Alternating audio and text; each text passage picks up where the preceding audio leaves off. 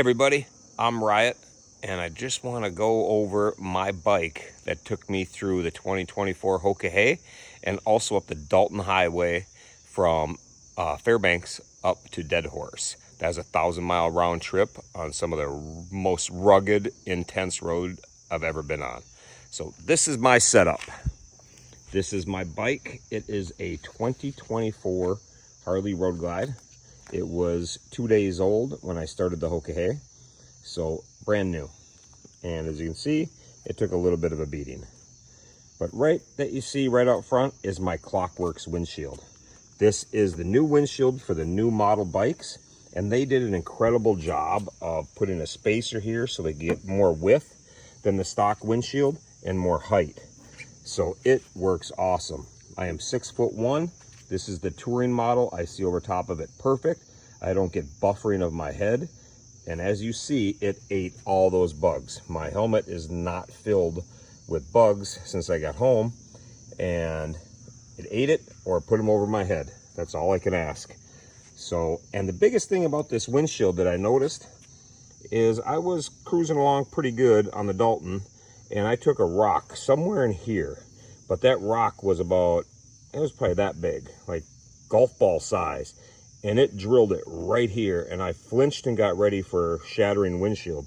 And I tell you what, I looked at it afterwards, there wasn't even a mark on the windshield.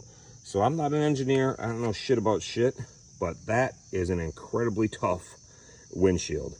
And when you're doing high speeds and it shatters, you don't want to be eating that plastic. So whatever they make it out of is top notch.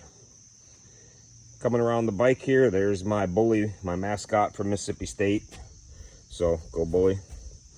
I have a Zumo Garmin that goes here, but I didn't have it on for this trip, so it's in the house somewhere. This is my tracker, this Zoleo. I just got this about a month ago, and I like it because I can use my phone to text people when I don't have cell service. My Insta360, I find that's a bigger pain in the ass than it's worth. All it really films is you. And I don't really want to see myself, so I don't really like it so much. The scenery, things like that I was hoping it would get, it's not really powerful enough for it, so it's a little bit of a pain in the ass. Cup holder, that's new. I forget what brand that is because I used to use a different style and I broke it. So I had to buy a new cup on the road, and a new cup holder. And that cup holder they sell at Harley, and it actually holds the cup in there really good.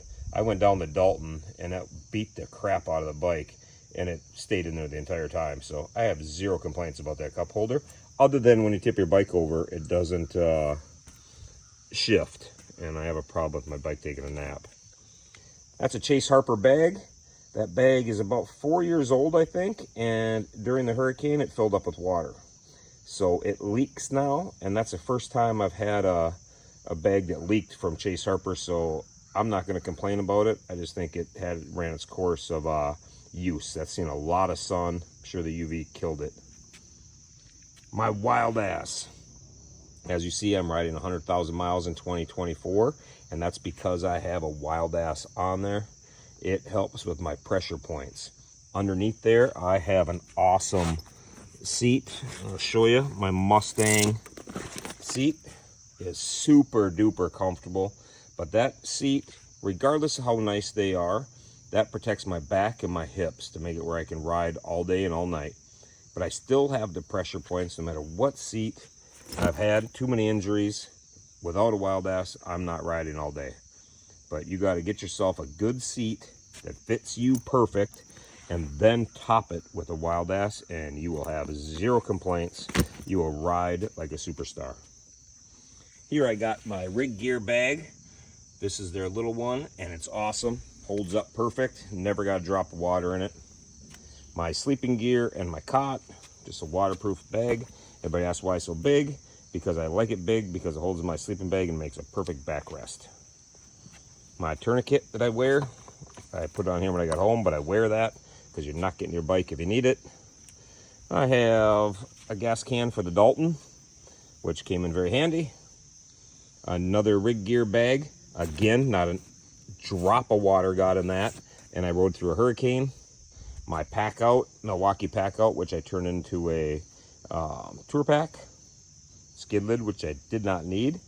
because my neck was good the whole time. So my time at Flemington Chiropractic and Spine Center paid off well. This is a simple sleeping mat. Undo quickly, throw it on concrete, takes the concrete out of the feel. I like it. I use a cot if I have time, but during the Hoka Hey I didn't use it a whole lot, but after that I did. Again, just the bike. This is all stock. I bought it new. I haven't had time to really do much to it, so it was all stock. The biggest thing I put on is this right here.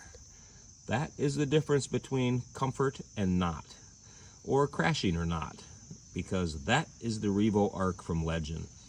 It has a dial right there that you can dial up 7 different settings from cushy to stiff. So if you're rolling down the highway and just want a nice smooth ride, you dial it down. If you're going to be taking corners, you dial it up. It will eat up the corners, improve your riding like you cannot believe. So it's a definite must-have if you're going to do any kind of serious riding. The cornering at high speeds, like I say, awesome. Twisties, incredible. They eat it all up. You will not be disappointed with that. It's pretty awesome. There's my umbrella. I keep an umbrella on every bike in case anything goes wrong and I have to sit in the sun or the rain, or if I need to look at a map, I can pull it out if it's raining or sunny to get out of the sun. My Yeti water jug, they sell that holder on Amazon. You can't go wrong with that at all. Clamps, somebody asked me about my clamps. There's the clamps I use. Pretty simple to put it on. I have a half-gallon one, but I found on hot days of competition riding it wasn't enough, so I upped it to the gallon. There's a bike, a little dirty, and I washed it after the Dalton. This is just from coming down the Alaskan highway. My helmet, I wear a climb helmet. The Cardo piece there, so I use my phone. And I use the Memphis Shade handguards. They held up great. And these lights on the front are just Tractor Supply lights. They're good, they're not great, and they do dim after about a year. So I don't know if you're saving any money by using them or not, but they were easy to put on and quick, so that's what I went with. Anyhow, that's it. That's the bike. That's my setup. That's what got me to the finish line in the Hoka Hey, and that's what got me up the Dalton Highway on stock tires. Everything I run is the stock tires. I'm a big believer in those, and they've kept me alive through a lot of tough riding, so I got no complaints. But that's it. The people that sponsor me, the people that help me out and give me some products to use. I only use products that I like, and I pick their product, and then, you know, I may get to know them, get to be friends, whatever the case is. But everything you see here helps me stay in the saddle longer. Without their products, you get too beat up. You just can't do it, especially when you start getting old. That's that. Any questions, hit me up direct. But that's the scoot. Peace.